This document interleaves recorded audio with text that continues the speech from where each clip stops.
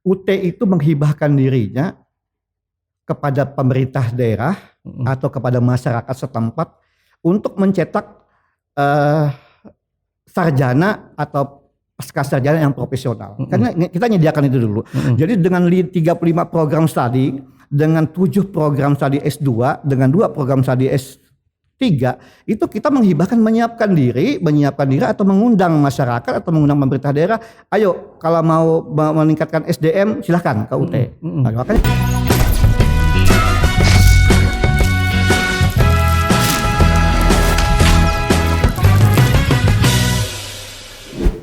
Assalamualaikum warahmatullahi wabarakatuh. Kembali dalam podcast Obral Saran, obrolan aktual syarat makna.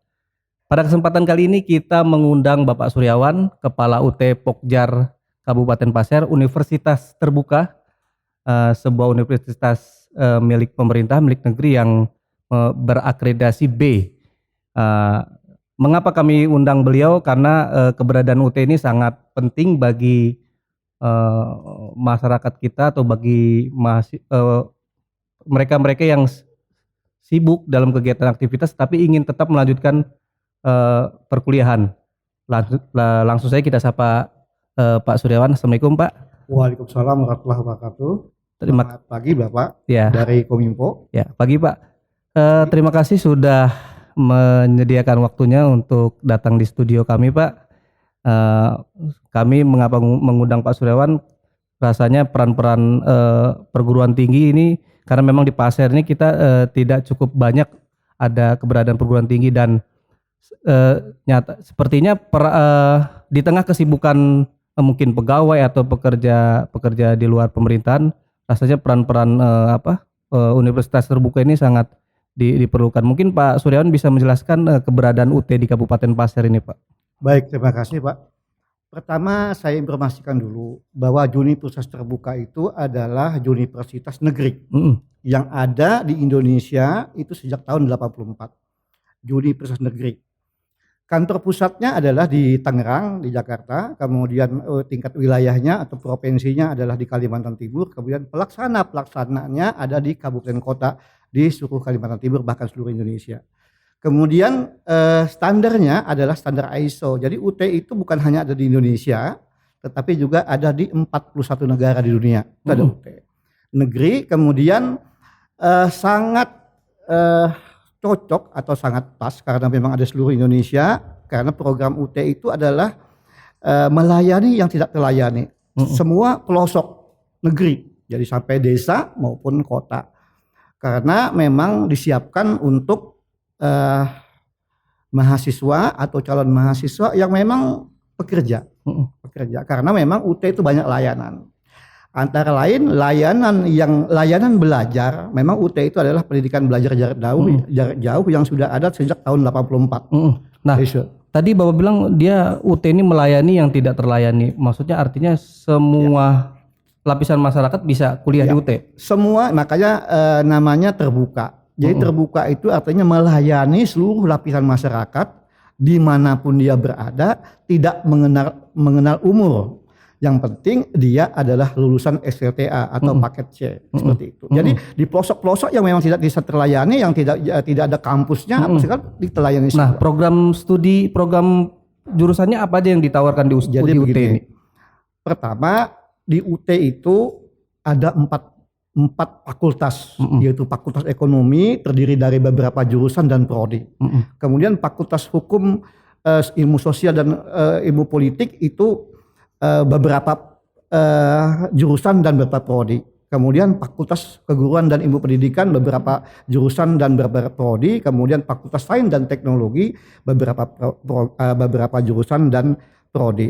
Jumlahnya adalah 4 fakultas itu 14 jurusan, terdiri dari 14 jurusan dan program studinya adalah 35 program studi. Itu S1. S2 adalah 7 program S2 itu. Antara lain misalnya Magister Administrasi Publik, Magister Manajemen, kemudian Magister Lingkungan, Magister Bahasa Inggris, Magister Pendidikan Dasar, kemudian magister hukum dan sebagainya, itu ada 7. Kemudian yang program S3 ada magister ilmu administrasi dan magister ilmu manajemen. Jadi UT itu yang termasuk yang ada di Growcode di tadi Kabupaten Pasir itu sudah ada semua, baik S1, S2, S3 dan semua program itu sudah ada di Pasir. Nah, kalau kita kuliah reguler itu kan ada kampus, ya kan, ada dosen. Nah, kalau di UT ini orang pengen belajar gimana nih? Sama. Seperti gimana, Pak? Sama jadi begini.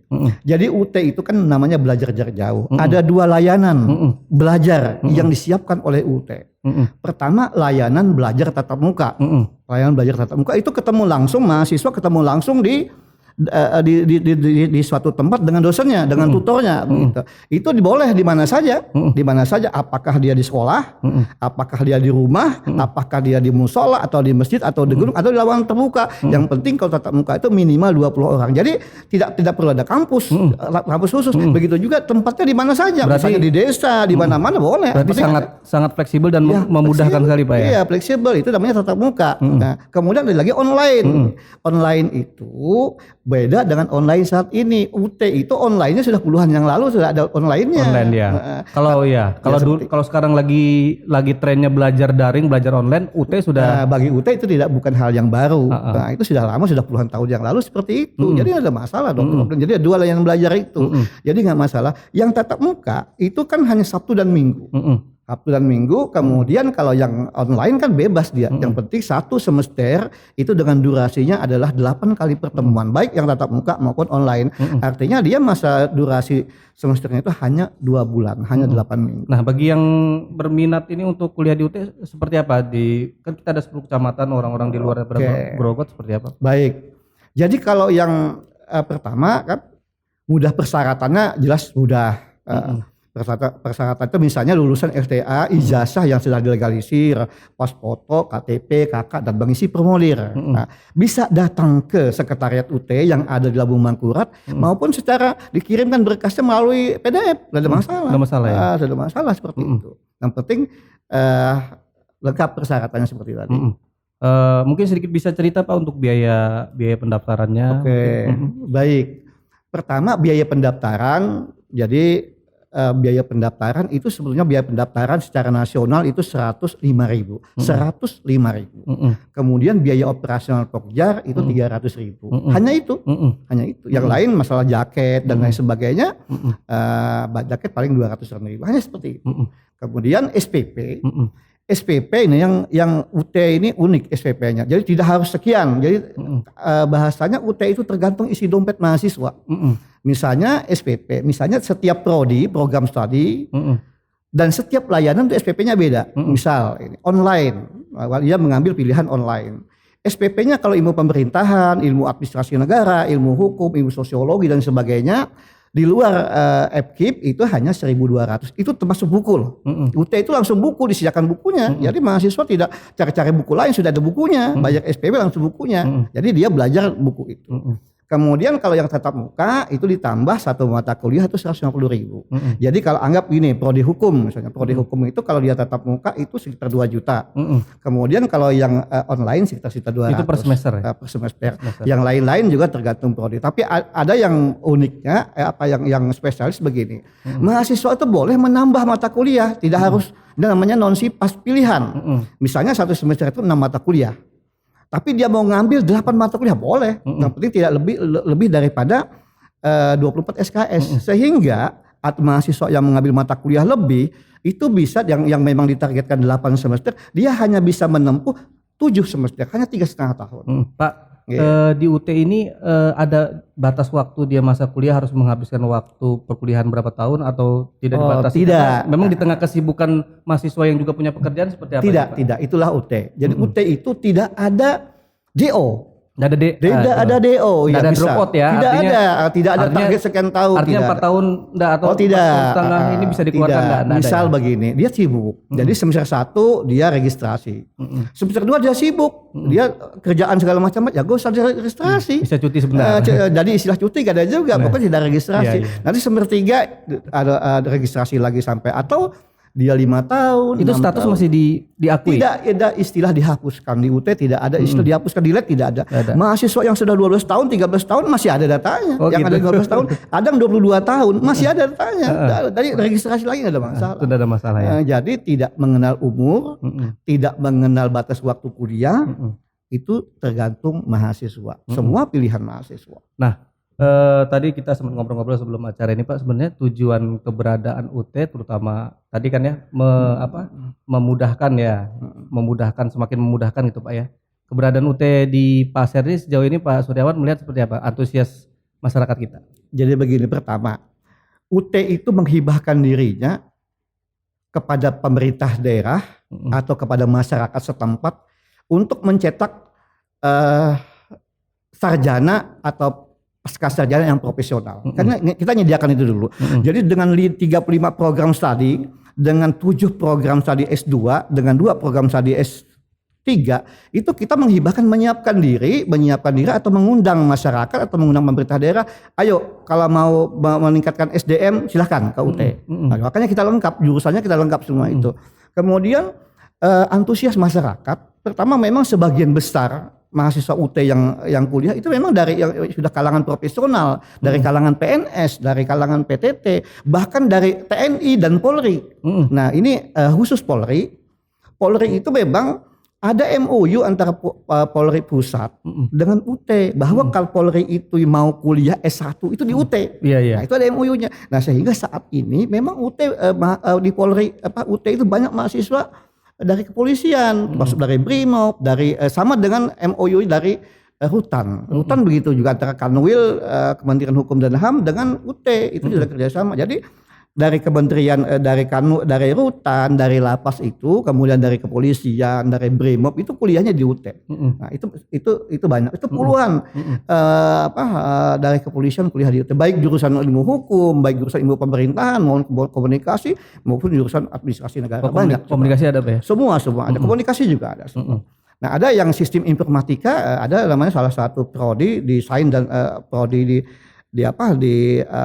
Fakultas Sains dan Teknologi itu ada salah satu prodi yang paling mahal, itu sistem informatika. Itu paling mahal itu TTM-nya online-nya aja 2 juta lebih. Kalau tatap mukanya hampir 3 juta itu SMP. Itu memang paling bergengsi. Itu biasanya biasanya itu dari kalangan perusahaan-perusahaan yang mendaftar di situ. Paling banyak Pak sejauh ini Bapak menangani atau mengurus UT ini paling banyak peminatnya di fakultas mana? Fakultas Hukum dan Ilmu Pemerintahan paling banyak. Hukum pemerintahan. Pemerintahan itu pegawai-pegawai. Jadi ada 3 prodi yang memang favorit di UT itu. Yang pertama program studi Ilmu Hukum 1. Yang kedua program studi Ilmu Administrasi Negara, yang ketiga program studi Ilmu Pemerintahan. Itu paling banyak peminatnya. Peminat yang keempat adalah Ilmu Keguruan dan Ilmu Pendidikan, FKIP dengan PGSD, itu banyak juga. Nah menarik yang untuk guru Pak, saat ini kan guru ini dia harus dia S1 itu harus titelnya SPD Pak ya. Jadi di UT ini dia sudah ada sertifikat keguruannya atau seperti apa? Ya jadi di UT itu kan ada yang di FKIP itu ada namanya FKIP itu kan per program studi, misalnya bahasa Indonesia, bahasa Inggris, matematik dan sebagainya. Itu yang FKIP. FKIP itu SPD jelas. Titelnya belakangnya SPD. SPD sama SPD. Ya. Kemudian yang di SD atau di PAUD itu SPD SD, SPD PAUD. Ya. Kemudian ada lagi satu program di UT itu adalah di FKIP. Misalnya begini, ada seorang sarjana, dia sarjananya bukan pendidikan, misalnya SH, insinyur, SE misalnya, tapi dia kepengen jadi guru. Nah, ya itu maksudnya jadi guru. Ya, jadi guru, dia mengambil program BI, berbagai ilmu namanya. Jadi dia hanya 3 semester tanpa ampulan, tanpa mengulang lagi, hanya 3 semester. Namanya program BI. Dia bisa menyandang titel SPD, bisa. SPD, SE, SPD. Misalnya dia sarjana hukum, misalnya dia sarjana ekonomi. Ekonomi. Mau jadi guru, jadi kuliah di UT namanya program BI. BI apa itu Pak? BI itu berbagai ilmu. Nah itu ya. dia hanya 3 semester. Hanya 3 semester yang memang sudah diprogram untuk guru 3 semester itu. Nah dia lulus adalah SE, SPD. SE, SPD, SD. Misalnya dia tadinya sarjana ekonomi kemudian mau jadi guru ya kan? Atau sarjana hukum mau jadi guru gitu ya. Sarjana apa saja mau jadi guru. Ada program namanya BI. Karena memang untuk jadi guru sekarang dia harus ada SPD-nya itu ya, belakangnya SPD, itu ya. SPD SD atau dia SPD PAUD. Boleh 2 itu. Jadi ada 2 program yang untuk guru SD dengan untuk guru PAUD. Itu ada namanya program BI. Itu hanya 3 semester. 3 semester. Setiap kali ada kuota formasi CPNS, itu yang paling banyak itu adalah formasi guru. Gimana PTT atau mahasiswa yang mengambil jurusan keguruan di UT ini gimana Pak? Oke, data yang kami peroleh dari beberapa instansi, memang dari UT memang banyak yang masuk banyak yang lolos gitu. Itu satu. Kemudian data dari Kementerian Menpan, kami dari berita dari UT Pusat bahwa memang yang lulus CPNS itu dari UT ranking pertama. Jadi dari secara nasional dari data dari Menpan itu yang lulus CPNS itu dari UT, yang ranking pertama itu. Itu dari Menpan boleh dicari di Google di mana, tapi kami dapat data itu adalah dari UT Pusat. Jadi artinya tidak diragukan ya Pak ya? Ya tidak diragukan ya, karena memang akreditasi lembaganya kan B, kemudian prodinya A dan B, tidak ada C gitu. Kemudian ada satu yang menarik saya lihat di UT Pokja Merdeka Tanah Pasir itu ada salah satu yang kami kelola, itu adalah pusat kajian hukum, pusat kajian ilmu hukum. Nah itu duduk di situ adalah dokter-dokter hukum untuk mengkaji berbagai permasalahan-permasalahan yang ada di Kabupaten Pasir. Jadi masyarakat Kabupaten Pasir kalau memerlukan kajian silakan menghubungi kami. Kami ada pusat kajian ilmu hukum. Itu ada 7 atau 8 dokter hukum yang ada di UT itu. Yang ada di UT. Lulusan UT Pak ya? Lulusan UT dan lulusan perguruan tinggi lain. Ya. Nah Pak Suryawan ini kalau untuk di Pasir ini sudah berapa tahun UT? Kalau data di Pasir itu sudah hampir 19 tahun atau 20 tahun. Cuma dulu kan UT itu dikenal hanya guru. Karena memang menghabiskan guru itu supaya tidak ada lagi guru itu SLTA. Jadi guru itu dikait untuk minimal diploma 2 dengan S1 itu dulu. Tapi sejak 2017 itu kita buka program di Pasir, dibuka program non pendas, artinya semua jurusan yang 35 prodi tadi. Kalau dulunya kan UT itu hanya dikenal hanya guru SD dan sudah ada 20 tahun di Pasir. Sudah 20 tahun lebih di Pasir.